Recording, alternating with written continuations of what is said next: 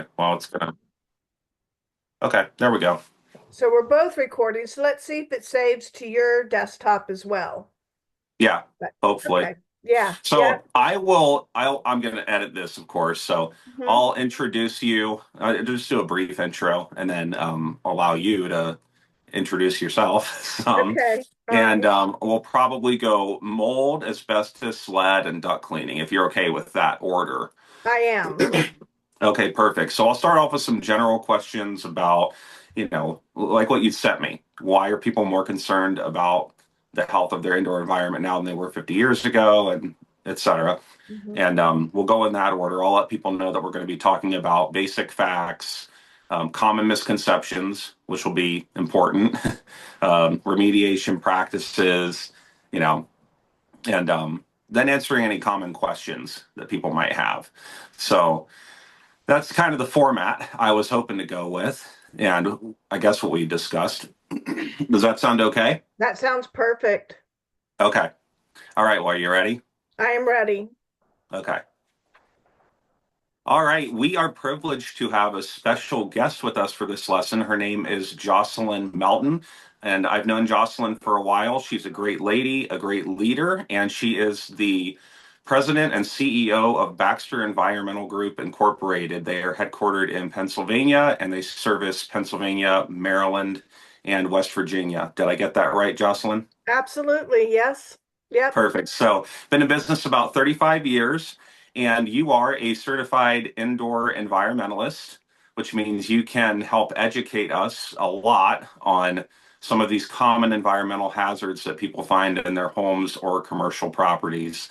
So, we're very thankful that you've joined us and are willing to share your expertise. So, I anything pre else you want to I say? appreciate you having me. I really do. Thank you, Steve. And Of no, course. you pretty much covered it all. Okay, perfect. So, for our listeners, we are going to be discussing mold, asbestos, lead-based paint, and duct cleaning, which are four of the things I know your company does a lot, and I know you do more as well. And we're going to be discussing some basic and not so basic facts about each of those topics, some common misconceptions, which is going to be a very important part of this lesson, and remediation practices, and then just some common questions that people have and the answers to those. So we'll start with mold, if that's okay. My Um, favorite. is it? Mhm. And yeah, we do a lot of mold testing. I know that you guys do testing, but you also do abatement Mhm. remediation work.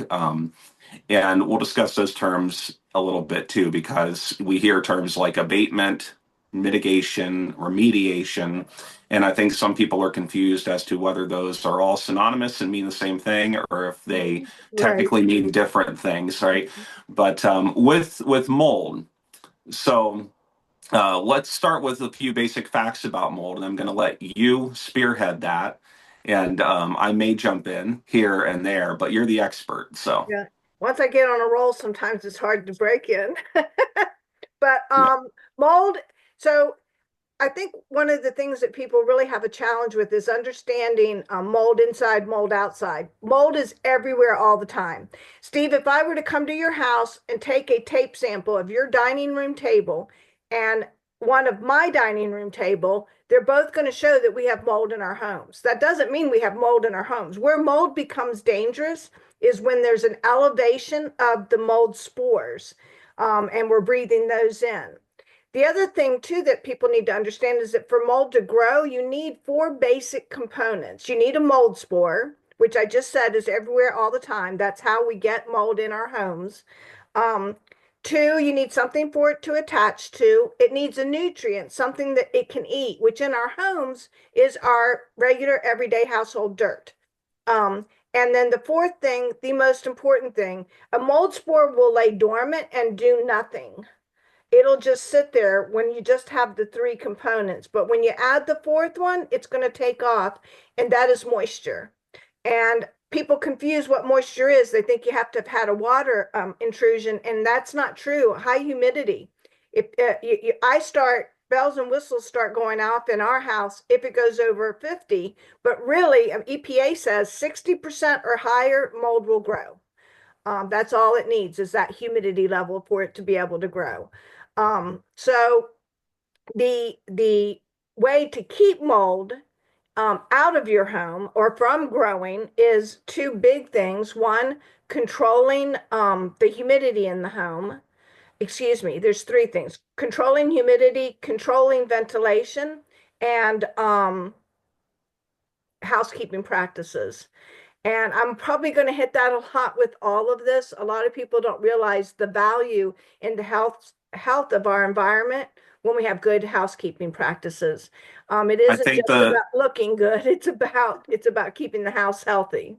Yeah, and I think out of the three you just mentioned, good housekeeping practices, keeping your home clean, pest-free, well-sealed, and so forth, is probably the most overlooked one in my Mhm. experience. There are plenty of people who are neat freaks and they do a great job of keeping their homes clean, but there could also be other issues lurking behind the scenes that they're just not aware of. Maybe Correct. it isn't as well humidity and temperature controlled, and temperature plays a factor too. We'll get condensation buildup in areas where there are temperature extremes. Or their home just may not be well sealed. They may have a pest intrusion issue that's going to lead to other problems that they're not even aware of because they don't see it, right? So Mhm. you mentioned outdoor versus indoor, and I want to go back there for a second because it's important for people to know that when we do mold testing, which we do as well, we do a lot of it, we always do an outdoor sample as a control. Correct. And I tell everyone, think back to, seventh grade, eighth grade science fair, where you had a science project and you had to have a control for that experiment. It's the same thing with these tests. So we have to give the lab doing the test of the samples a baseline to go off of. And that's considered generally normal for the area. But we have had a couple of tests, not many, but a couple where even the outdoor levels were considered elevated and potentially problematic. Mhm. Usually, we found that's in really heavily wooded areas where there are a lot of spores and where there's a nearby lake, some resort type communities where there's the lake effect and so forth. But generally speaking, the outdoor sample comes back completely normal and usually lowest. And then the problematic levels are indoors. So, Yeah. Yeah. So, I think the shocking thing that a lot, especially when we hit our elderly, our older generation, is it's the comment, and this just like puts makes the hair stand up on the back of my neck. Um, it's just mold. No big deal. It's just mold. And I was raised in that era. So my dad was military. We moved every 2 or 3 years. So to keep our family stabilized, he bought a mobile home. So we always lived in the same mobile home, but just in different areas of the world. And I can remember my mom when she would clean once a week, and it was my brother and I's job to wipe the mold off the walls. The trailer leaked, and the moisture would build up, the humidity would build up, it would grow in the walls. And my mom said, it's just mold, just wipe it off. yeah, So that was our job. My brother had adult asthma. I luckily did not suffer from it at the time. However, my immune system is now compromised. So I might catch things quicker than other people. So is that because of the mold on the walls? Who knows? But there is that chance. Um, yeah, I remember my grandma, even with bread, was something you'd eat. There'd mhm. be mold on it, and she'd say, "Oh, just tear out the mold, you're fine." Yep, you'll be fine. So, It's all the spores you're not seeing that's not fine.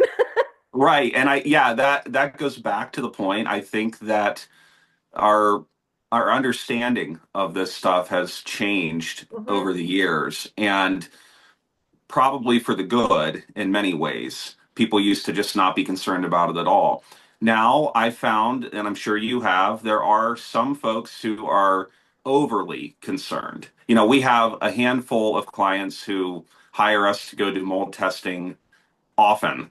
And now after a bunch of work they've had done, the levels all come back normal and well within normal limits.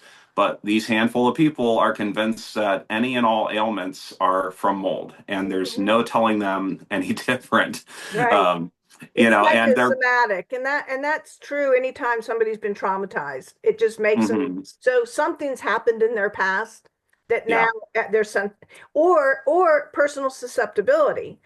Somebody that is sick from something else could possibly be more sensitive to mold, you know. right. Sure. So yeah. Or if they have bad allergies, upper Hmm. respiratory issues like asthma, COPD. We know that there are obviously people who are more susceptible, and each of us reacts differently to some Hmm. of this stuff, any environmental hazards. I tell this story all the time. My husband could sleep in a pile of poison ivy and never catch it. My dog runs through the poison ivy and I get downwind from her and I'm going to get it from head to toe. That's the difference in personal susceptibility. My husband's not sensitive to poison ivy. I am. Yeah, So the same issue with mold, you know. yeah, However, when they say that there's healthy levels of mold in a home, typically we're looking at somebody that has psychosomatic problems, you know, or mhm, they're allergic to their dog. You know, they're yeah, allergic to right. something else in the house, the Yeah, plant. well, actually, it's funny you mentioned that because we had a client who I know pretty well personally, and she hired us to do mold testing at a newer home she bought. And this isn't long ago, a couple years or so ago. And she was complaining that she knew there was a mold problem. She was absolutely certain. And again, no telling her any differently. Well, she had just gotten a puppy and it wasn't a hypoallergenic dog, quite a bit of fur and dander. And when the mold test came back, one of the best results we've ever gotten on a sample, I told her it's not a mold issue. I know you're convinced it is, but it's simply not based on our test. And she's like, well, what could it be? Is it just the environment outside? I said, it could very well be the new dog, honestly. And I hate to tell you that because I know you love your dog. You just got the dog. And she said, well, but I've had dogs before. But, is it the same breed? Have you Mhm. developed an allergy that maybe you didn't have in the past? We all get older after all. And she just said outright, no, it's not the dog. It can't be the dog.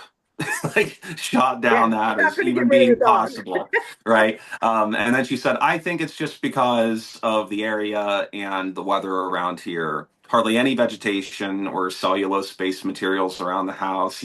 So I'm convinced it was the dog. She Mhm. was convinced it wasn't, and nobody was going to tell her any different. And that is the thing that we need to remember is that when it comes to identifying an indoor air quality problem, if somebody's sick, I mean, if they're really sick, there's something probably going on. And it's Yeah. a process of elimination. Okay, so you eliminated mold. Take the dog to doggy daycare for a week. Let's see if that helps. If that doesn't help, then there probably should be some other tests running. If she just bought a new Mhm. home, it could be something in the building materials. You know, you just never Yeah. know. A lot of Um, the calls we get for mold testing are from people who have gone through a litany of other medical mhm, tests, and we don't come across doctors who test specifically for mold. They sub out to people like us to do mhm. mold testing and indoor air quality, right? So uh, it's sort of more of a last resort for people in some cases. That's Mhm. the people who aren't educated about mold and fungal growth. But to some common misconceptions, and we've already been discussing some of those, but one that I wanted to hit on is black mold, because people think that all black mold is one type, Stachybotrys, Mhm. and or Stacky for short, and that it's all extremely Toxic. toxic. And there are many, many different strains of black mold. And I know for our sampling, by far the most common type of black mold we get on our reports is cladosporium. Mhm. And it comes from mostly decaying vegetation and cellulose products and so forth. So, wanted you to touch on that a bit, some of these justified or exaggerated fears when it comes to black mold in All particular. right, so somebody sees black mold in their building. My first reaction is don't panic. It doesn't mean it's Stachybotrys. Mold can be different colors for different reasons. And you just mentioned one of them, the type of mold it is, how much air is it getting, how much moisture is it getting, how old is it? It can be so many different reasons that that mold is black. And the only way you know for sure is to test it. Yeah. The thing that I compliment people on is you found mold, you still need to do something about it because no matter what type it is, mold should not be in your home, should not be growing in your home or your building. It means that there's a moisture problem. There's something else, going on there that we've got to be taken care of. And a lot of people think the only mold that's going to make them sick is Stachybotrys, and that again is not true. There are toxic molds of many different types. Number one, and number two, we're back to personal susceptibility. What one type of mold might make you sick and not make me sick, and vice versa. It's getting those. You're going to have spores in the air anytime there's a mold colony. So it's getting rid of the mold colony that's important. Yeah. Back to one important thing you said, which is you don't know without testing. Hmm. This is true for all of this stuff we're discussing and that I'll be discussing in other lessons, including radon. You have no idea if your radon average concentration is 1.2 picocuries per liter or 78.9 unless you do a test. Unless you test. And just because your neighbor did a test doesn't mean that you're going to be similar. Likely, yes, but Mhm. your neighbor can have a completely different level in their home. We're not talking in this lesson in particular about radon. We are in another one, but it's just important to know. And a great example of that is we did a test on an old abandoned church a while back, a mold test, and multiple samples. So this church, the roof was completely shot.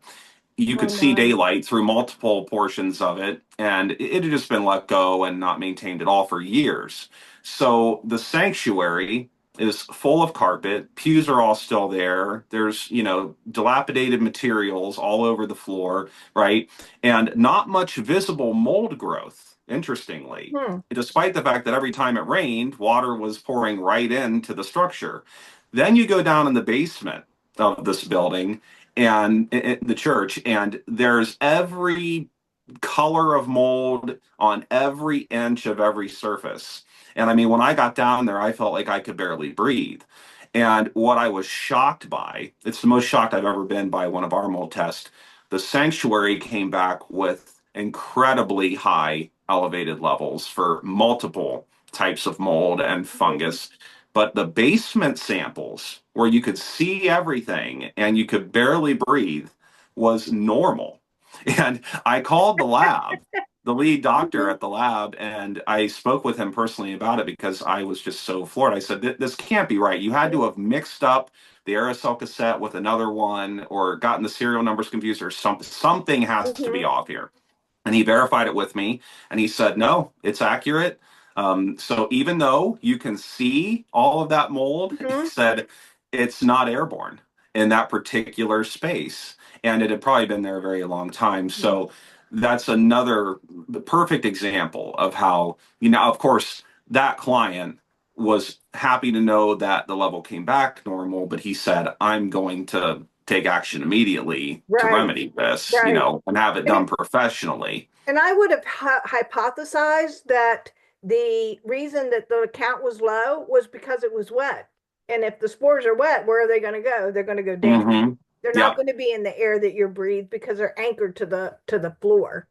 That Hmm. would have been my hypothesis, and that Yeah. is the other thing is realizing that you and I are hypothesizing everything when it comes to mold. Yeah.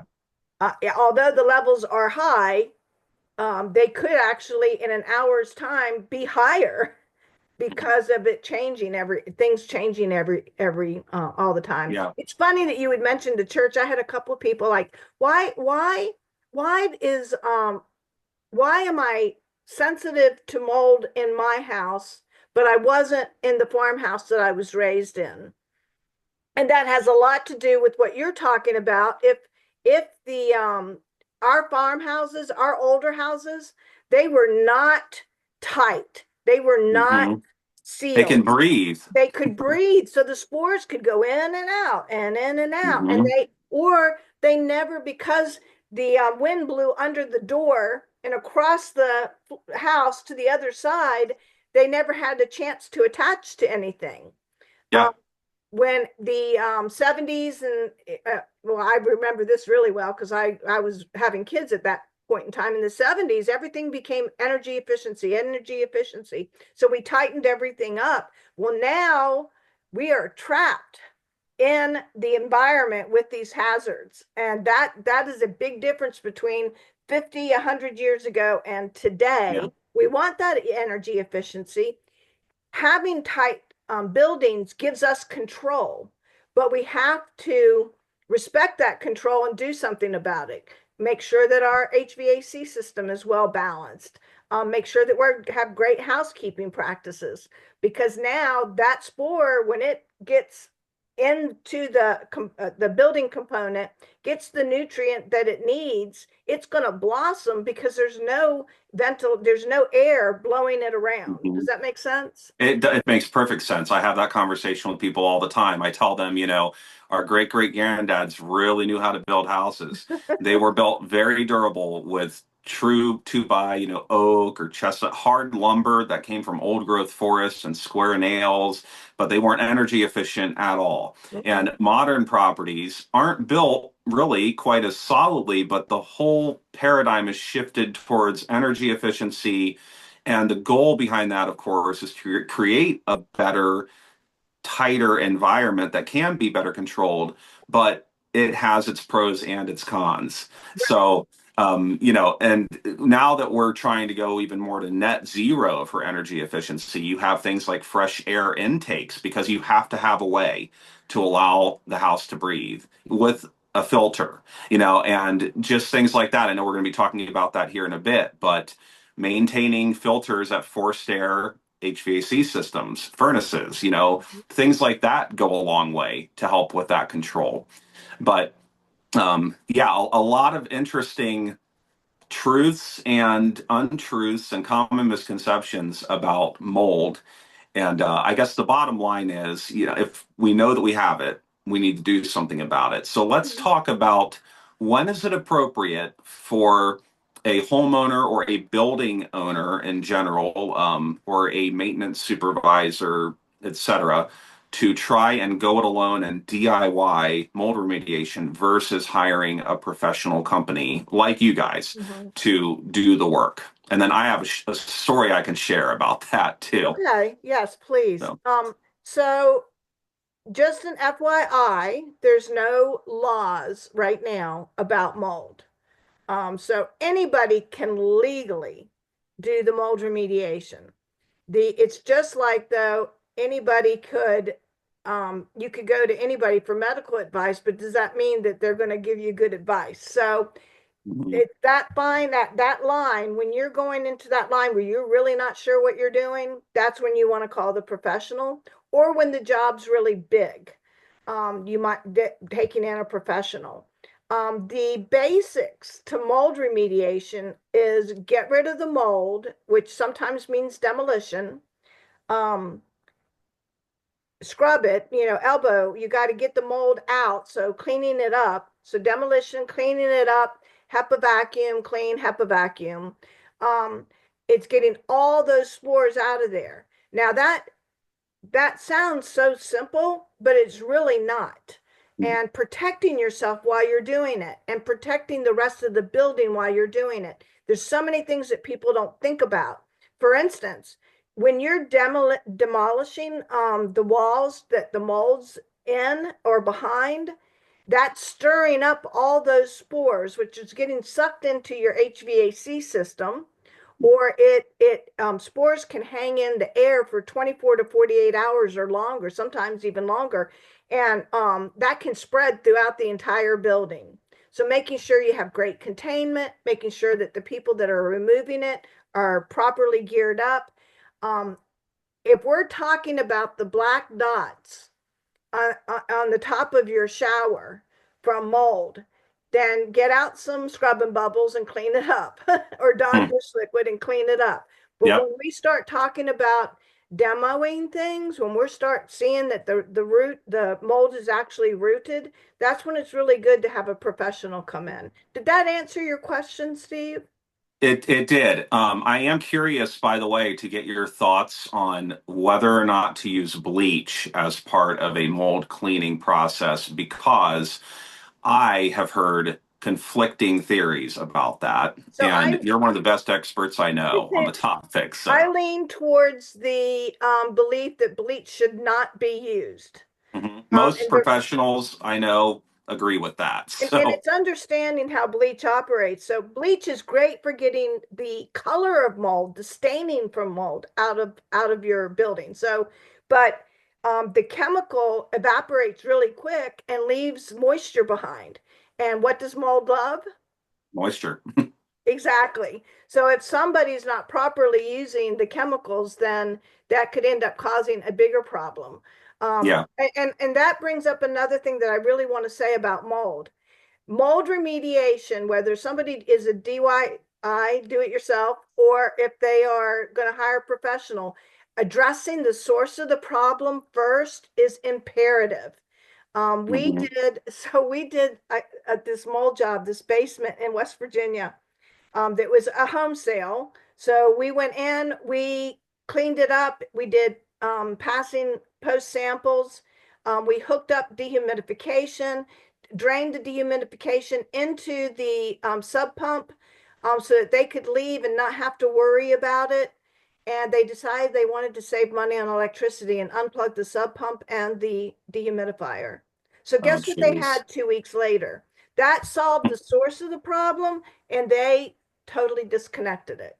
And Yeah. so two Well, weeks later, they're calling us, you didn't clean up the mold. There's mold again. You did something wrong. And when our inspector showed up, they didn't even try to cover it up. They didn't try to plug anything in. So it understood that they never really were listening to the reason mhm. you have mold is because you have moisture. We're going to eliminate the cause of the moisture and then clean up the mold and keep that elimination in place.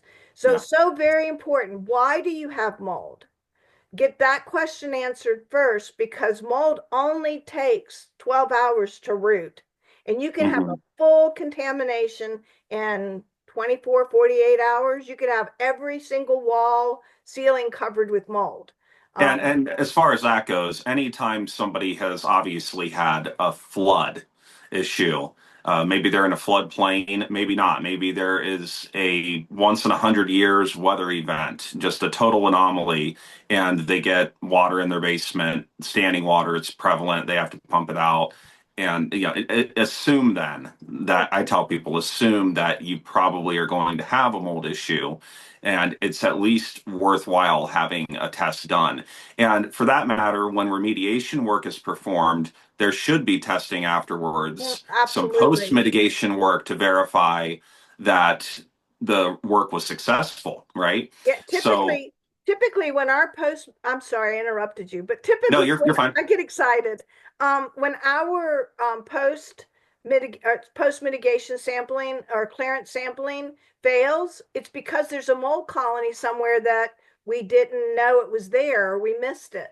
It Yeah, could and be, it's so easy because you might have water getting into the basement corner in a finished basement, and you can see visible, probably a type of black mold on the drywall. You go, okay, I'm just going to remove the drywall, which tends to, I think, be the easiest solution when it comes to drywall that's impacted. Is just demo it, get that out of there. Not yes. that hard to replace, right? And the importance of using more moisture resistant drywall in Mhm. below grade spaces. But there could always be other mold colonies in different areas that are concealed. They're not readily apparent and visible. So you just never know until you No, do that's that right. test. But I did mention a story that I wanted to share about DIY versus the pro. So we tested two basements of a side by side duplex a while back. It was a client we've dealt with a few times. He's an investor, buys low income rental properties, and he's not a slumlord. He really cares about the buildings being generally safe for his tenants. But he's buying this place, getting it for a good price, and the appraiser called out possible mold and required mold testing. So one side of the basement in this property came back normal, the other side tested elevated. And he called me and he said, Steve, what do I do? Because I had a professional company out not yours, a different one, a chain company. I won't mention the name, but he said they're quoting me, like 10 grand plus minimum, to do this. And that's just not worth it to me. I'm not going to invest in this property that I think he was paying cash, excuse me. And he said, "What do I do?" And I said, "Listen, I have to recommend that you use a professional, but if you wear good PPE, if you air out the space, if you clean all visible growth, because there was some, Hmm. and wait a bit, let everything dry out, have us come back and test. We'll see how it goes." And he did just that. And a couple weeks or so, I think later, we were back out. The test came back normal. So with some pretty Yeah. easy DIY work, he saved over $10,000. And it's been my experience that a lot of times some of these companies do give really outrageous quotes. Now, if it's an issue you mentioned earlier where it's a widespread problem and it's a big Mhm. job, it's going to be expensive, right? There's no Right, way around that. It's right. going to be many thousands of dollars in some cases. And it's because the job doesn't just entail cleanup, it may entail demo and taking all kinds of precautions, set up, right? The Just the respirators cost companies respirator program. The OSHA's watching us, so there's so many things that people don't realize that go into having a professional company do it. It yeah, isn't just the training, it's also all the equipment, all the supplies. yeah. I'd love to tell a story now too, since you mentioned duplex. We this was when I was still in the field, and we went in. This lady, when she answered the door, she was a beautiful woman, but she was skinny. Her eyes were swollen. She says, I really don't know what's going on in my home, but something is happening here, and I am just so sick all the time. She says, and the reason I think it's my home is because I went to visit my sister for 2 weeks, and miraculously I'm cured until I come home, and now I'm sick again. So we first thing we did, we always say we can run. There's all kinds of tests that we can run, but let's eliminate the chance of mold. And I'm telling you, her house was pristine. It was spotless. Ran the mold samples. It failed gloriously. She was in a duplex where her place was spotless from the third floor to the basement. The one beside it was empty. I said, I really want to get hold of your landlord and investigate what's going on next door. Maybe. There was 3 foot of water in the basement next Oh, door. And it was obviously, it was condensation was happening. There was mold all through the entire 4 floors of the duplex next door. And and she even would have had though no idea. she had no idea. There was no way to know. I mean, nobody had been in that place for months. And even though we've got those walls going there, if it she would have abandoned her place after a while, I'm sure that mold would have started coming over. And Yeah, because the spores were, but because she was keeping it so clean, there was no way to know without yeah. testing. That's a great point. We sometimes, and if you're a realtor watching this video, you may this comment may upset you a bit, but it is important. There are times that we inspect homes or commercial buildings, and maybe the building that is right next door and a foot away in some of these older areas or more urban areas where the buildings are right on top of each other, maybe it is completely dilapidated and it really should be condemned. And that property is almost bound to catch fire at some point Mm-hmm. or have vandalism and theft and all kinds of pest problems and water issues, and that can impact the neighboring structure. So even though we're Absolutely. not inspecting that structure, what we might let people know at least, hey, you do have this potential problem right next door, so at least keep an eye on things. Mm-hmm. And it's just important to know. I wanted to mention real quickly here, and then we can move on to asbestos, finally, the next big one. But we had an older couple a while back that hired us for mold testing, and they had a beautiful, newer, it was about 15 years old, really well sealed and waterproofed home. It was massive. It was about 5,000 square feet, fully finished basement. So they had a full waterproof system at the foundation, not a drop of moisture anywhere. And the older gentleman called us. He said, "Hey, my wife and I, especially my wife, has really itchy, dry eyes, and we cough some, and we can't figure out anything. We've had all these medical tests, everything comes back normal." And they were older. They were, I think, in their 80s, if I remember right. But he said, "We're just trying to figure out what's going on here." So when I went there, we did a thermal imaging infrared scan, didn't find any excess moisture. We checked Wow. their filters. They had a couple furnaces because the house was big. We checked their sump basins. Everything looked completely normal. And it dawned on me after a lot of thinking, all the windows in the house were shut, and this was late spring, time of the year when a lot of people like to keep their windows open with Mhm. screens and air out the house. And he said, I asked him, "Do you ever open your windows?" And he said, "We have never once in the past 15 years opened a single window in our house." And they had countless windows. I mean, people would love to have this many windows in their home. And I was surprised, of course.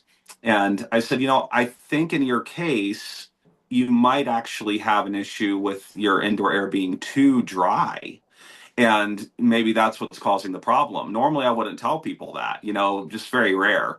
And he said, "Okay, so what do we do?" And I asked, "Where do you spend most of your time?" He said, "We sit in the living room near the side window a lot. And when we're not there in the kitchen, we're in our master suite in the bedroom, sleeping or going to the bathroom, one of their, 5 bathrooms." And I said, "Get a couple of humidifiers, not Mhm. dehumidifiers, and just periodically run them, see if that helps." And he asked me brands and models, and I gave him some recommendations. A couple weeks later, he called in, and our office manager took the call. I was out busy, but she left me the message, and she said he called and said to just tell you he wants to thank you for being you. And I thought, that is one of the nicest compliments out Yep. of all the reviews and verbal compliments I've ever gotten. It really made my day because it made theirs. Mhm. And he said, "You have no idea. Out of all these doctor appointments and tests, and they had previously had some old testing done by a company that had gone out of business, and that came back normal. So we were at our wits' end, just clueless, and now we don't seem to have these issues anymore." So finding that balance, right? Mhm. Of And it I is. And that's what I was talking about with the controlling your indoor environment. It's funny you would tell that story, Steve. I had the same thing happen. The guy's humidity in his house was 25-30%. And if we want a healthy environment, our humidity should be 35 to 40%, somewhere in there. Isn't that what you recommend also? yes, And it was just too dry. And I'm telling you, this guy, it was an older house. Oh, I searched and searched and searched for mold. He was coughing when I was there. So, but I yeah, couldn't feel, I'm very sensitive. I couldn't feel it. And that's when I took out a humidity gauge and just set it there while we chatted. And sure enough, he added a little bit of moisture to his home and he was fine. yeah. And a lot of one nice thing is a lot of these dehumidifiers now will have auto settings, Mhm. and a lot of them I think are at about 50%. So maybe a little bit higher, but you mentioned 60% and up as a threshold before, even though we know we can still have it if we're a little bit Well, when it lower, rains, it's going to right? automatically be Yeah, 65% in your home. Yeah, yeah. that's normal, but you just don't want it to stay that way. Right. Yeah. So hopefully that is plenty of helpful information on the mold front. Um, Yeah, Thank you for sharing all you're that. And welcome. I could yeah, talk about mold all day. There's so much to know, but yeah, I will end with this. The EPA puts out a really good brochure. So for somebody that's really curious, and for our realtors out there, this is a great handout. It's called Mold Moisture and Your Home. I think even facilities managers would appreciate it because it's the basics. 15-minute read, and people will know everything they need to know to protect themselves from mold. perfect. Thank you. Okay, so we're going to move on to asbestos now. Another big one with, I think, a lot of common misconceptions. So I'll let you talk a bit about the EPA asbestos ban, the 1988 regulation and some of the changes with that. And then we'll get into some more detailed discussion about asbestos. So I think the biggest myth out there is that asbestos is no longer an issue because the EPA banned it.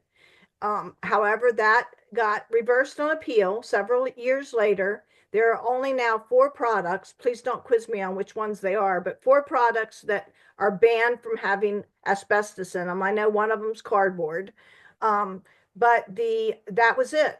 Now in the United States stopped putting asbestos in a lot of their products. And the reason they did that was because of liability. Is anybody that watches public TV, you see the commercials all the time about, attorneys wanting to sue for asbestos exposure. The so to protect ourselves from liability, a lot of the manufacturers in the US have stopped using it. However, overseas, especially China and India, they're putting a lot of asbestos in the products. And if you think about it, when a big commercial contractor is building a building, in the past, it has been cheaper to buy huge quantities from overseas, and that's getting shipped in, so it has asbestos in it. Also, there are some products that we really want asbestos to be in. People loved asbestos when it first came. Well, it was, I guess, the 20s and 30s when they first started really using it. It made things last forever. It protected, it's fireproof, it's water resistant, it has more tenacity. It was a great miracle component to put into our Yeah, building products. it was called the miracle molecule, Mhm. right? Yep, absolutely, Yeah. Yeah, absolutely. and for good reason. Very durable. Like you Mhm. said, fire resistant. Have this conversation with people all the time. I say, if it wasn't for asbestosis and mesothelioma, lung cancer, and so forth, we'd probably still be using it and often. Yeah. Oh, But absolutely, absolutely. And I was going to take you somewhere else. So the myth that there's not asbestos anymore. There is asbestos. And if you note that when a big demolition project is going on, the first thing that the state requires is an asbestos survey. Why would they do that when the building was built after 1988? It's because we're still using it. If you go to Lowe's or Home Depot right now and look at 10 different cans of drywall mud, at least 1 to 5 of them is going to say contains naturally occurring fibers. That's asbestos. They're yeah, just trying to eliminate people's concerns by not putting it in there. Um, yeah. so kind of that should help It's people realize that we need kind to of be like the aware. ingredients on food labels, right? Mhm. They use these other terms for things, and there might be a myriad of different terms for the same For the same, compound, whatever it is. exactly. And it's really because they're not wanting to be alarming to people Mhm. or for them to question, oh wait, I thought that asbestos was banned. Why is it still in here? And it's key too, I think, to understand that asbestos poses a greater threat in certain products than it does in others, and Exactly. friable versus non-friable. So I'll let Mhm. you talk about that and some of the So common, yeah, in reality, asbestos is not dangerous as long as it's intact. You'll hear me talk about intact with lead-based paint too. But as long as it's intact, it is not dangerous. The one thing about asbestos that's dangerous is their fibers. So there's not a fiber release typically until you break it, crack it, stand it. Anytime, then there can be an asbestos release. And this is why where mold gives you respiratory problems, what asbestos does, it's the fiber that's dangerous. It gets released in the air, it hangs in the air. You walk in, you breathe it. Let's say all you get is one fiber. That fiber will stick to the lining of the inside of your lung. Our immune system then says, "Whoops, that's a foreign particle. Let's get that out of here," and it cannot remove it. It gets in there. It cannot be removed, so it builds this crust around it, and that crust is what becomes one of the cancers, and it will just keep growing and growing because it's cancer. It just keeps growing.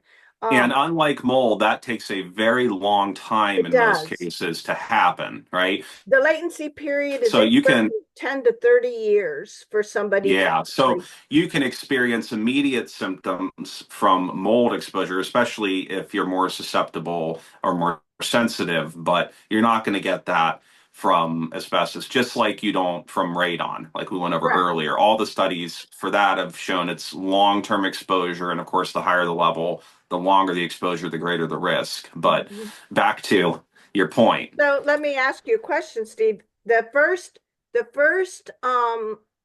people that they started realizing asbestos was dangerous for, started developing a lot of cancer, was obviously the miners.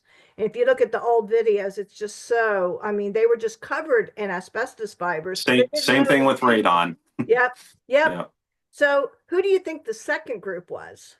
contractors, It was I would actually imagine. the families of the asbestos workers. Oh, They would come oh, wow. home with all this over them, get, back then, contractors, they just take off your clothes, put it in a pile, and your wife picks it up, carries it through the house, breathing Mhm. it, dropping the fibers all over the place and putting it in the wash. Ki- So the families were the second largest group of Yeah, people to get it's asbestos kind related of diseases. same concept as secondhand smoke, right? Uh-huh. Yeah, You might not be the exactly. actual one smoking, but if you're exposed to it in a secondary fashion, it could Hmm. take a toll. Yep. Yeah. So where people should start getting concerned about asbestos is when they are going to be doing renovations, when they're going to be doing demolition, Mhm. and the rule in most states, now every state's different, but in Maryland, Pennsylvania, West Virginia, if you're going to, if you're the homeowner, um, not building owner, homeowner that lives, occupies the home that the renovations are happening in, you are allowed to do the asbestos removal yourself. Very, very, very dangerous, but you are allowed to do it yourself. Anytime, if it is a non-occupied building, a commercial building, a property that you're flipping, and if you are caught, the fines are $30,000 a day. And I believe that's Maryland. No. It's pretty strict, and the fines really aren't what we should worry about. What we should worry about is that we are contaminating ourselves, anybody else that's in the building, anybody else that's outside, the neighborhood, the whole entire community is put at risk because you can't see the fibers, and it's kind of like a dandelion. When it becomes the feathers and you blow it and they go all over the place, Yeah. that's exactly what's Yeah. happening with those fibers. And people inhale it. Every now and then we'll get a call. I think I'm allergic to asbestos. Could you come check my house? You will not know that you've been exposed to asbestos. And There's no allergic to asbestos. indication. Yeah, That's an yeah, interesting phrase. yeah.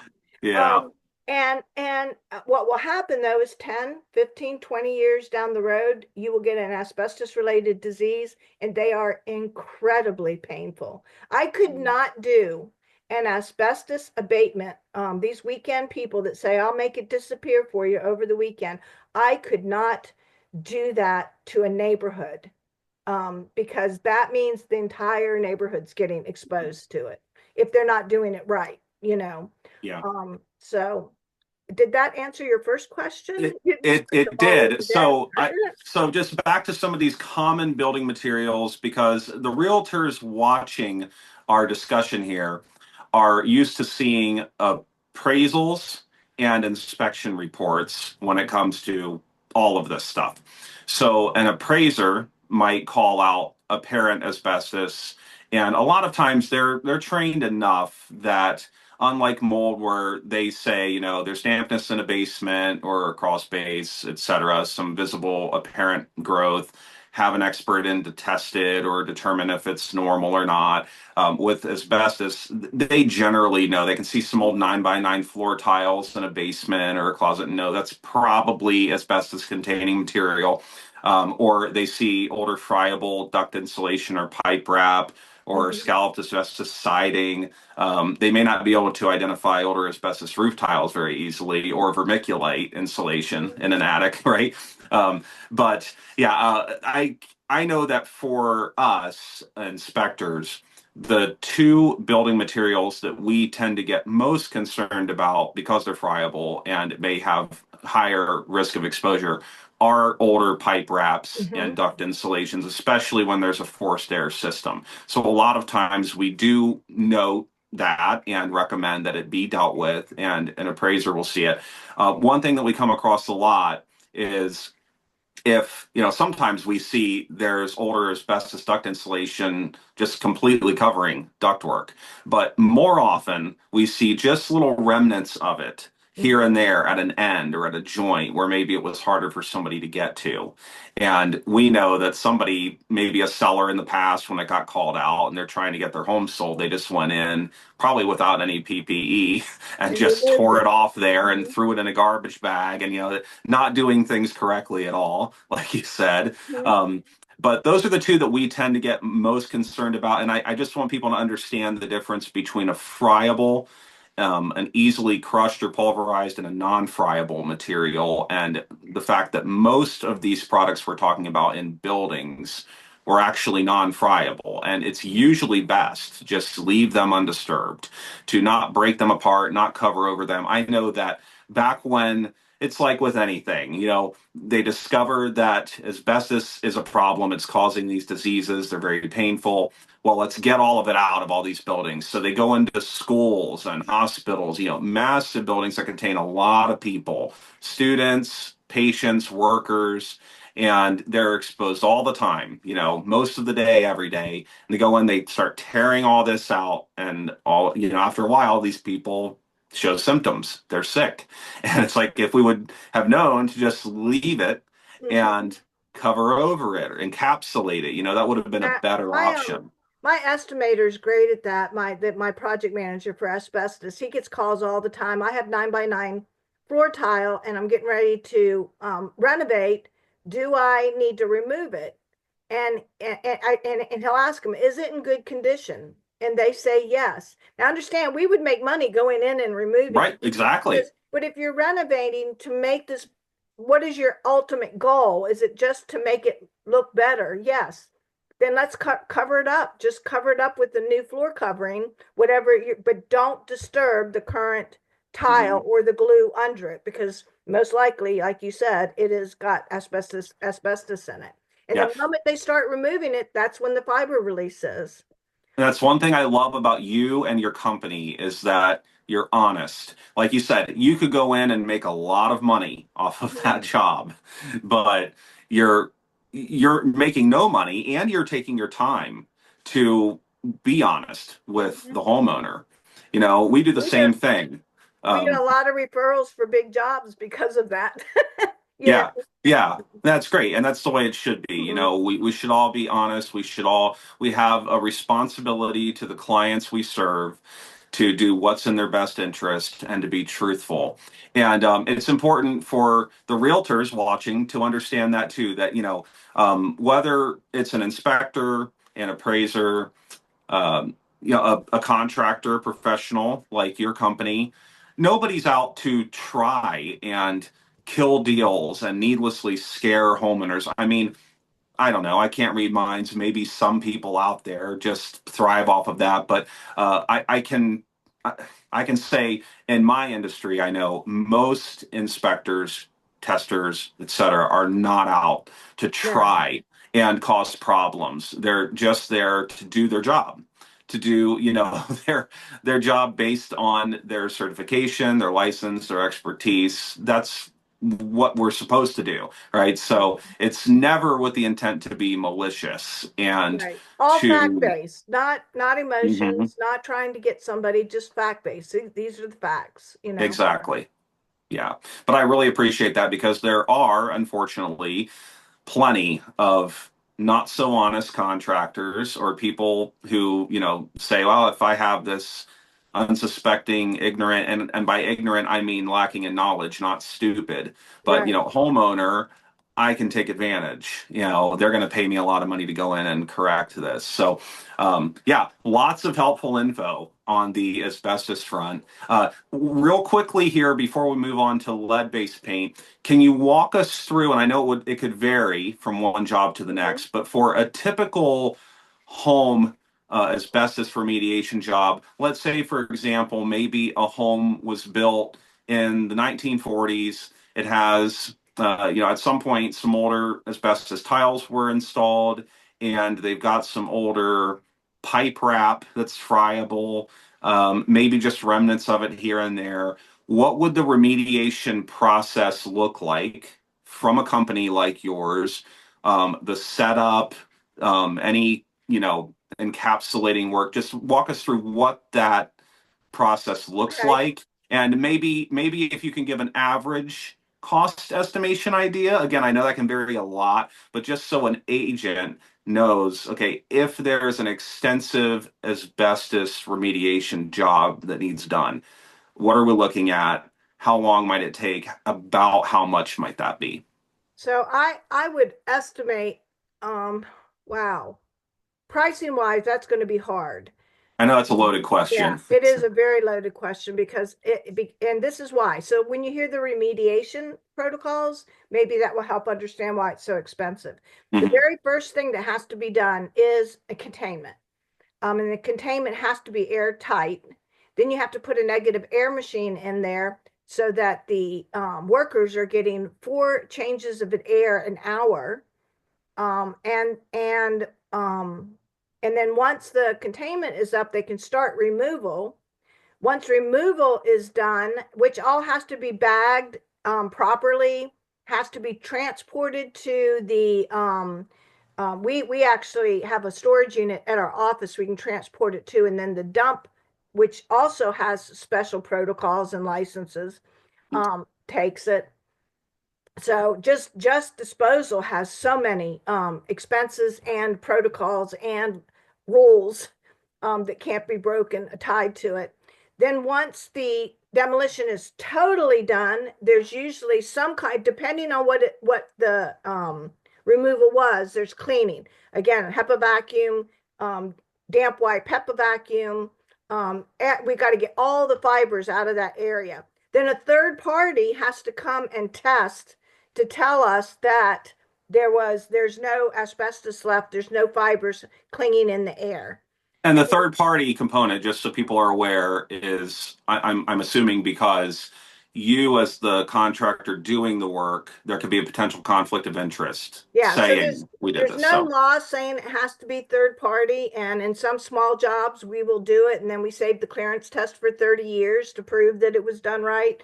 But in most commercial projects, we will have a third party come in just for fear that somebody will accuse us of passing yeah, ourselves. that's just smart. Yeah, That's yeah, that's smart yeah. business practice. Yeah. Exactly. And that in itself, they don't show up for less than $500, much less the testing and stuff. So Yeah. so now So we it could have, be thousands. yeah, Yeah. exactly. And then so now we have clearance, we can tear down the containment. All of the containment materials must be disposed of as though it's asbestos containing because it was clearing that Yeah. area. So I don't think I missed anything. Um, Now, I will tell you that depending on the state you're in, some of them require 2 layers of containment. So containment is basically that poly material. Hmm. And if the job is a certain size, you have to have what's called a 3-stage decontamination room. One where your employees come out, strip down, get into a shower. That's the first stage. Second stage is the shower. Third stage is putting clean clothes on and being able to go out.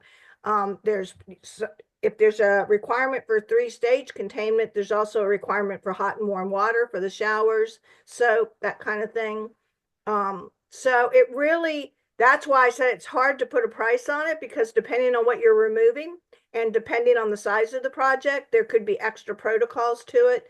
But the big one that I think is so important that people don't understand is making sure. So I talked about the negative air. So the negative air has to be exhausted to the outdoors. So the fiber containing air is going through that negative air machine, going through 3 filters, and then going outside where it's clean air leaving. What that does is it brings clean air in so that our employees are getting they're breathing fresh air. Now, even though they're getting fresh air and 4 changes of air, the final protection for them is respirator, Tyvek suits, gloves, all of which has to be disposed of when they leave. Not the respirator, it has to be cleaned, but the coveralls have to be disposed of every shift, you know. So Yeah. they might end up in a 1 day project. There's the chance that they have changed their outside clothing as many as 4 or 5 times. Wow. Hmm. Yeah, that's a lot. Yeah, so it's very involved. Hmm. And probably more so, it sounds like, than a lot of mold remediation jobs. Yes, yeah. And this is the big thing. Our guys don't even, it's habit now. Mhm. They so for your homeowner who's decided they're going to do it themselves, they have to think through this entire process if they're going to protect themselves. Yeah. Yeah. And the community, which is Hmm. where, like you mentioned, the gentleman opens up his basement door, tears out all the pipe insulation, and that's all those fibers are coming out of that basement and going into the community, you know. Yeah. And Our then guys, the neighbors have no clue.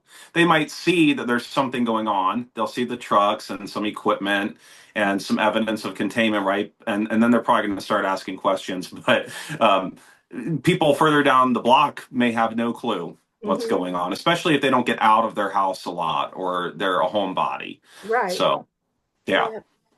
Well, I can say I'm sure that you guys, well, obviously you do testing, but it's very, very uncommon for us home and commercial inspectors to get into asbestos testing. We do, a lot of us do mold testing, right, on other environmental hazards. Some do lead paint, but asbestos, just the cost of insurance to do testing for that is Mhm. for companies that aren't doing the work is completely cost prohibitive, and there aren't a whole lot of insurers who are offering that either. So Yes. for agents watching, just understand that it's not likely that you're going to come across many general home inspectors or commercial property inspectors who are doing a lot of asbestos testing work. They're probably going to always be able to, hopefully, to identify the common materials that likely contain asbestos. And we tell people we can't say for sure, and without testing. And I think that one other important thing to know is that because we may have an asbestos containing material, an ACM, right? It doesn't mean that all of it is asbestos. There could be a low percentage of asbestos in there. Or like you Right. mentioned with drywall joint compound, the mud, that they might have it listed as an ingredient. And I'm actually not sure. I know on food labels and soaps, things like that, the manufacturers are required to list them in order of their prevalence. So the most prevalent thing, you might see water listed first, and Mhm. then the second most next, and so on. I don't know if that's true. I don't I wouldn't, know either. I Yeah. wouldn't be surprised if it is, but whether it Mhm. is or not, it it's probably in there, maybe in some products to some degree, but maybe under a different name, like you said. Right. So yeah, I hope that that has been a lot, again, very helpful information on the asbestos front. So we'll transition now to lead-based paint, and that probably won't take quite as long to talk about, I would imagine. A lot of But the containment requirements are the same. So and we're right back to lead-based paint is not dangerous until it is, as long as it's intact. mhm, Now, the moment it starts to crack, peel, chalk, um, then it can release lead dust. Now, the thing about lead dust is it's heavy. The longest that typically it will hang in the air is 2 hours, and then it falls to the floor. Um, if you put a non-lead based paint encapsulant, whoops, I raised my hand so it changed things on my automatic thing. The if you put non-lead based paint over top of it, it will make it safe. When we are looking at, do we do lead-based stabilization or lead-based abatement, you want to look at the area that you're in. If you are in a house that's 100 years old, most likely that lead-based paint is on the structural components So stabilization is much, much better. Abatement is when you get done, there is absolutely no lead left, period. Which is very, very challenging to do in older buildings. In newer buildings, it's pretty easy because you can just remove the lead-based painted components and replace them with new components. What just describe briefly for us what the process of when you use the term stabilization, Mhm. what do you mean by that? Containment um, is put up, and then typically it is wet sanded so that they're not fibers, they're particles are not released, and so wet sanded and then painted over. So Yeah. that, yeah, and And I think that in most older homes that likely have lead-based paint, original, then, they've sometimes been covered over half a dozen or more times with, acrylic or latex-based paint that doesn't contain lead or may yeah. contain very, very small trace amounts in some cases. So, yeah, stabilization, containment, very important because I think a lot of times that is a better option. Just like we talked about with asbestos, sometimes you're better off just covering over older Correct. floor tiles with, an LVP or laminate floor, for example, or sheet vinyl, something, than you are disturbing all of that. Same thing with lead paint. Full abatement can maybe sometimes cause more problems. Exactly. The other thing too to keep in the back of your mind is that we're right back to the once the stabilization is done, it is so important for the home or building owner to do an annual inspection of the lead paint so that when it starts to, I mean, not the lead paint, the lead painted components, even though you've covered it up with encapsulant or with new paint, the minute that new paint starts to deteriorate, you're going to want to paint again. Mhm. And Steve, I good housekeeping practices, very, very important in any home, but especially a home that has lead-based paint in it.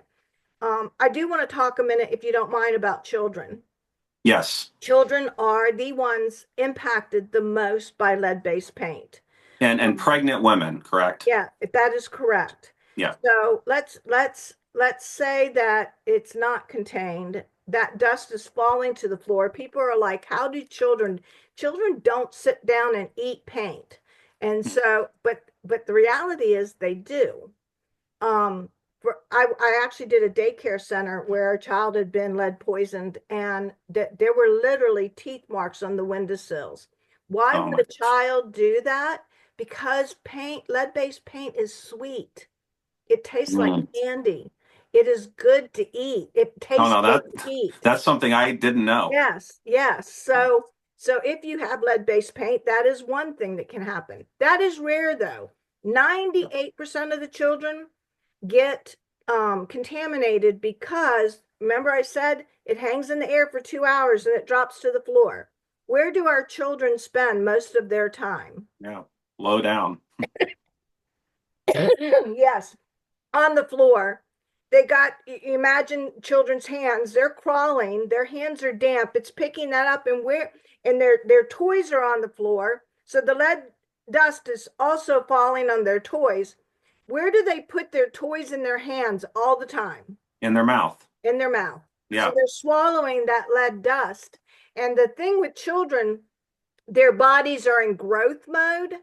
And when children's bodies are in growth mode, the body is craving calcium. The bones are craving it. And the body sees lead as calcium. So it sucks it into the bloodstream and it takes it to the brain, which can cause permanent disability in children. Mm. So Well, and lead is also it can be in water supplies as well, mhm, not just in paint. So sometimes when we've gone out to do assessments, because usually a child has had a test done, and I think that these are pretty routine now, they're as required. Yeah, yeah, part of the you should protocol. be. So their doctor identifies this, and they may test sometimes first the water supply. They may still have an old lead service entrance line, or lead in their supply lines somewhere. We've even come across older leaded water softeners, things like that. And the child gets it that way. But if not, if we do a water analysis and the sample comes back with, you know, completely low normal levels of lead, we know, okay, we need to go on. Like Psyche said earlier, it often is a process of elimination. Hmm. And you might start with the area that you assume is most likely and then move on to something else. That's how I got So, into that daycare center, was because we had tested everything in the water, the house. There was no lead. How did this child get contaminated? mhm, And it turned out to be the daycare center. yeah, which means that the daycare center building had to have been older, Yep, it right? was. Yes. Yep. Yeah. Um, so another point with lead, there was when you were talking, I thought, oh, I really need so good housekeeping practices are really important. Reassessing, every year or two is very important if you're going to do just stabilization and not removal. Yeah. Yeah. So, a few key points for people to know, just to recap, is it's young children and pregnant women Mhm. who tend to be most prone to issues with lead. You're only going to normally find it in older homes, and the same is true really for water supplies, although we're not focused on that, mostly the paint. And again, it just requires a thorough assessment, preferably by a professional, Mhm. to determine if containment, stabilization, or full abatement is the best And method yeah, and I to did correct pick it. out one other group of people that's exposed heavily at times, and that's renovators. Mm. I had a guy, he was 70 years old doing his own renovations in his historic house in Greencastle, Pennsylvania. We became great friends. He still sends me Christmas cards. But he called out of the blue and just said, I was at my doctor, and my doctor's like panicking. My lead levels are really, really high. I don't feel bad, but I don't know what's going on. Well, as soon as I pulled up to his house, Steve, I knew what was going on. I heard the saw running. I heard the Yeah. banging. So I had brought everything I needed to test the water because he assumed it was in his water. Luckily, luckily I was prepared to also test with XRF analyzer. So when I opened the door, in the middle of the living room floor was this huge pile of debris that he had tore out. Mhm. And I said, well, just let me test the debris first. He said, test the wall. So I put it up to the wall, no lead. Then I started testing the debris, and every piece of debris I touched had lead-based paint in it. No Mm. containment. So there was lead dust everywhere. And Yeah. other than the walls, there was nothing in that house that did not have lead-based paint on it. Even Oh, the gee. floor of the attic had lead-based paint on it. It Wow. was crazy. Yeah. So, Yeah. yeah. But that's because, so years back, and I think most people understand this, but years ago, these things weren't known to be hazards, Mm-mm. right? It takes so long. It's like you see a product come out today, and in a lot of cases, whether it's, a building material, a medicine that's Mhm. approved, right? Any number of things. There's class action lawsuits and commercials with attorneys saying, "Call us now," and Right. we can like Well, get you some money for this. and I think it's right back to protect yourself. You don't, so um in his case, he should have used protection or hired a professional to do this work. Mhm. The new stuff coming out, I just read a report, it's been about a year ago, that the new asbestos is going to be that pink insulation because it's made with glass fibers. Yeah, And so they're saying that, to me, anytime you're doing something where you're creating dust, we don't know what's in that dust, wear a respirator. yeah. Oh And my gosh, yeah. I'm very sensitive to fiberglass insulation. Mhm. Yep. I pop open a scuttle hole hatch to get into an attic, and if it's surrounding it, it's instant for me. Now Mhm. I do have moderate asthma, so that doesn't That will help. do it. Yep. But So if a person is a do-it-yourselfer, they should really have a physical before they put on a respirator. Respirator challenges our heart. because it's a little bit, so we want to make sure our heart is safe enough for us to wear a respirator.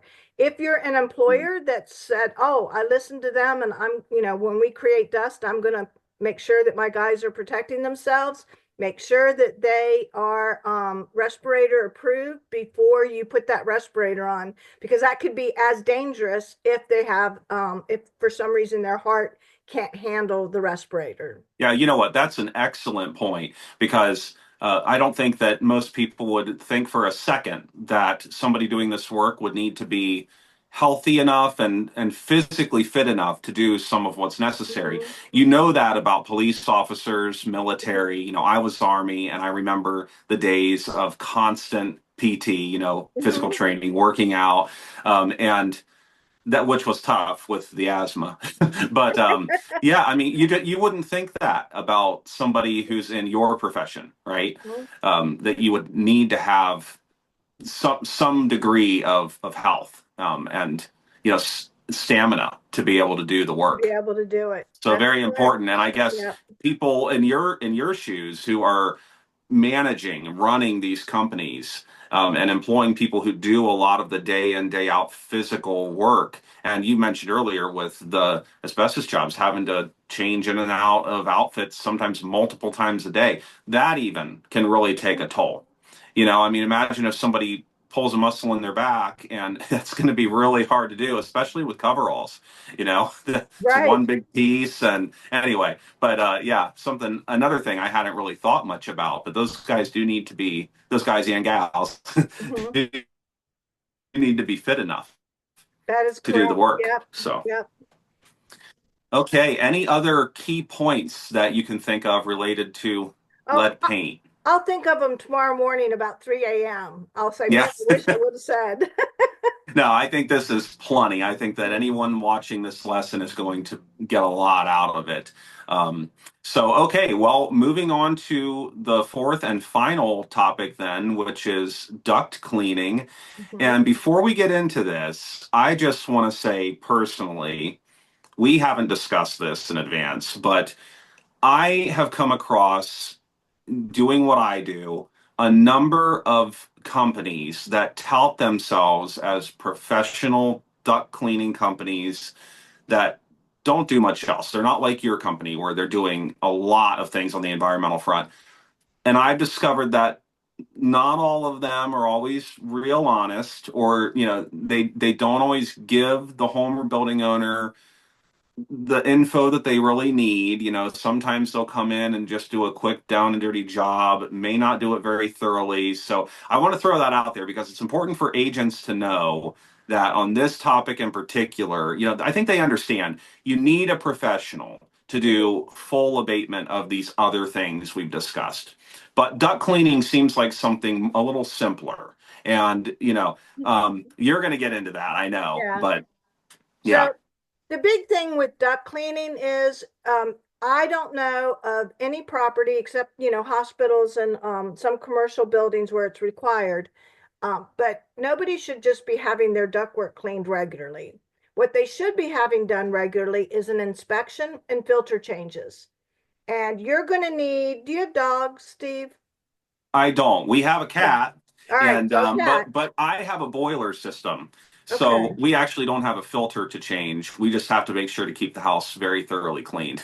So yeah, there you go. Again, a house that is busier, that has kids, that has dogs, that maybe is on a farm lane, they may need to change their filters more often. So my recommendation on how often do you change your filters? We get that question all the time. My answer is check it once a month and keep track. Okay, I changed them in January. I checked it in February, March, April. Up needs changed again. Now we know it's like every 3 months. And it might be more often in the summer when it's drier out and there's more dust than in the winter, but tracking that and then checking it regularly. When do your HVAC ductworks need cleaned? They need cleaned anytime there's debris in them. Anytime there's been a mold contamination where mold spores could have been sucked in. Anytime that there's been a rodent in there, the rodents, one of the most toxic um, components out there is feces. So if they've been in your ductwork, the chances are they did not control themselves and go to the bathroom when they needed to go. They just did it. So Mhm. that's getting spread through. If they had babies in there, that's even worse.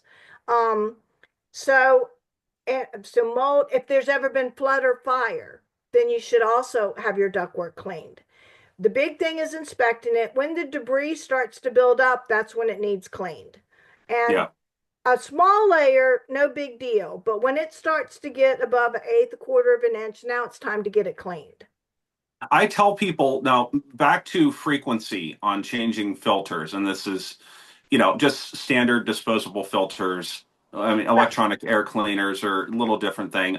But you can tell me if I'm wrong about this because I may, after our conversation, alter, what I've been telling people a bit. But I've historically told people, just as a general answer, if they ask, I say, I recommend at minimum, on average, changing your filters once every few months, so seasonally, in Mhm. a forced air system if you don't have pets, and once a month if you do, to be safe. Now, I, they. I think it's better to be over cautious than under Mhm. cautious. That HVAC system is feeding us the air that we breathe. Yeah.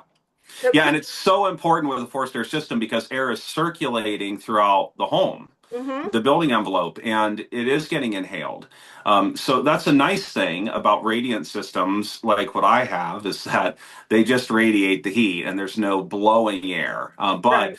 the downside is it can't also cool. And the majority of the country and most agents watching this are going to be familiar with forced air systems, hmm gas furnaces and attached electric condensers for AC, heat pumps, same system design, just heat pumps, help to heat and cool. So anyway, yeah, very important, I think, for people to just have an idea of, okay, in general, how often should I do this? But you still want to make sure that you're checking it pretty regularly at Yeah, least. and what if you told them something and it's making them do it more often than what they should? If they pull out that filter and it's Mhm.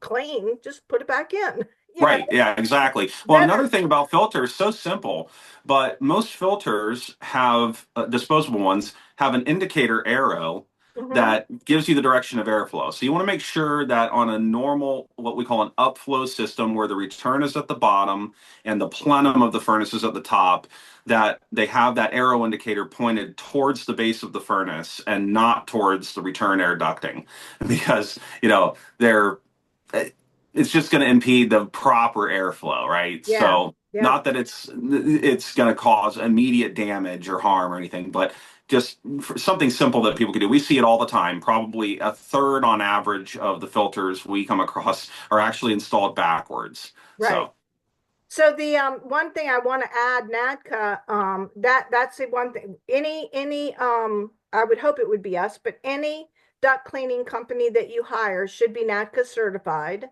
That means that you got all EPA will say we don't certify companies, we let NADCA do it. So they're relying on NADCA. That's one thing. The other thing is understanding that when you have somebody come in that to clean, that make sure that they are not causing a dust problem in your home. So they should be laying something down where they're putting their equipment. It is, so the protocols for duct cleaning are just like they are for remediation. We don't have to build containment, but you still want to stop the spread of dust. And do you mind if I go through a quick description on how it's done? sure, yeah, Yeah, please. in a typical building or a typical home, either one, there is a square that's taken out of one end of the ductwork and a brush. It looks like a brush, okay, a whip. It's called a Mhm. whip. Is put in that one. On the other end of the HVAC, there is a huge HEPA vacuum that is put on there. So one side's whipping the ductwork, and the Mhm. other side is that has the vacuum that's sucking it in. And Yeah. typically you don't have to build containment. Now, if it's really, really bad, we will. but usually if you just lay stuff on the floor so that you can clean up the dust afterwards, with a HEPA vacuum, not much dust is going to escape. Yeah. That sounds really simple, but one little thing that goes wrong, and it can actually make a dust issue in the home. Well, Or and there's always, so there's the main trunk line for the ductwork, and then there are branch ducts that branch yeah. off of that. And sometimes those are rigid and they go to boots at supply registers. Other times they're insulated, flexible ducts, hmm especially in an attic space where they're going to ceiling air diffusers, circular supply registers. So, yeah, I'd We say definitely not a DIY homeowner type of job to do that No, properly. no. And with flex duct, you have to be really careful. There are ways to clean flex duct, but once duct reaches a certain age, it will easily deteriorate. So sometimes we'll go in and recommend that they replace the flex duct rather than having it cleaned. Yeah. So, and same way if it's cardboard insulated. Worst Yeah. thing that they ever created was I was cardboard going to say insulation. older Oh, this duck yeah. board, which as an agent to identify this. So when this was developed, the like a lot of things, the idea behind it was good. We're going to create pre-insulated ductwork, so we'll have this silver coating on the outside, and originally a yellow, like a foam board insulation inside, and over time that just becomes black from hmm all these air pollutants, Yeah. and we see a lot of And problems with that. it's a great groundwork for mold to root and grow in. If there's a Yeah. wet event in the HVAC unit, a condensation at all, and it will take off. It will take off because it loves that insulation. Now, if a client has that, are there ever cases where you recommend replacing it all together, which obviously would be a very expensive job? Yeah, okay. Yeah, and we don't do that. We would usually Hmm. recommend another company. An HVAC Um, tech Yeah, probably yes. to There do was that. Yeah. one house where the gentleman was so sick, and it was the insulation in the ductwork was just covered in mold. And we said, we can clean it. One company went in there and gave him an estimate for sealing it. But I just know from it's like painting over mold. Mold loves paint. It's just going to grow through that. Mhm. And the we just recommended they replace it. For the expense of sealing it, you might as well put that towards replacement because sooner or Yeah. later the sealant's going to get old and it's going to crack and cause more dust in the house. So, Yeah. And of course, care needs to be taken then mhm, when that's replaced to yes, yeah. avoid all those air pollutants going out into the indoor environment, right? Mhm, So, okay, perfect. So I think to recap, we could say with all this stuff, it's important to number one, be educated about it. mhm, So for agents out there watching this course, they need to understand, okay, I need to learn what some of these common materials look like, asbestos containing materials or lead paint when they were installed commonly in the past. Some of the misconceptions we've talked about doesn't always mean that if you have something, it's the end of the world. Sometimes it's better to encapsulate, stabilize, contain, etc., than to fully remove and disturb something. Oftentimes, mhm, that's the better and safer option. And making sure that the building, whether it's a house or a commercial property, is well maintained and clean and well sealed. And not to a point where you suffocate the house and it can't breathe at all, because right. we do need, ventilation is important, but we need to make sure at minimum that we are keeping environments temperature and humidity controlled. We inspect properties all the time where they've maybe only been I'm sorry. vacant a month or two. Sure. Probably my my throat's probably saying you're done talking. Yeah. Well, we've been talking for a while. Um, Oh, so yeah, just homeownership 101, right? Making sure that you know what's in your home, that you're monitoring things ongoing over time, and that you're maintaining things like filters if you have one. And I like to point out to people too that, you know, when it comes to moisture, which is a big culprit with a Mhm. lot of this stuff, all water in a home gets in from one of two places. 90 plus percent of it, is going to come from outside. It's rainwater and snow melt, things like that, groundwater. But a portion of it can. Mhm.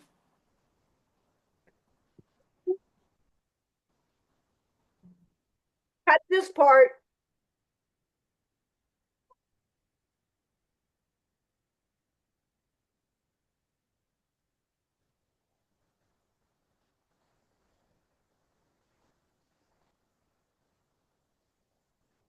I ruined your whole ending, Steve. I'm Oh, sorry.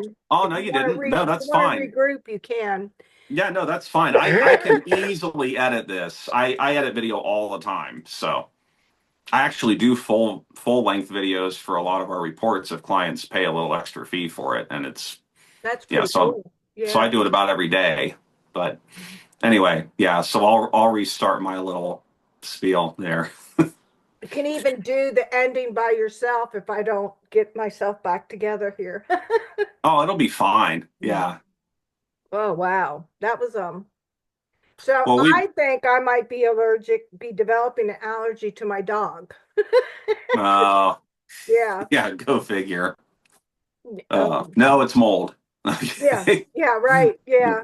Um, No. so I would like to close on for the homeowner, the realtor, cleanliness is important. And I think everybody should do a healthy building or healthy home inspection at least once a year.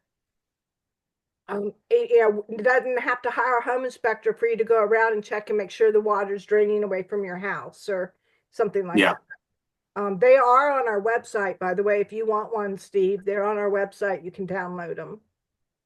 perfect. Yeah. So moisture is a big culprit with a lot of the stuff we've been talking about. And I have this conversation with clients all the time.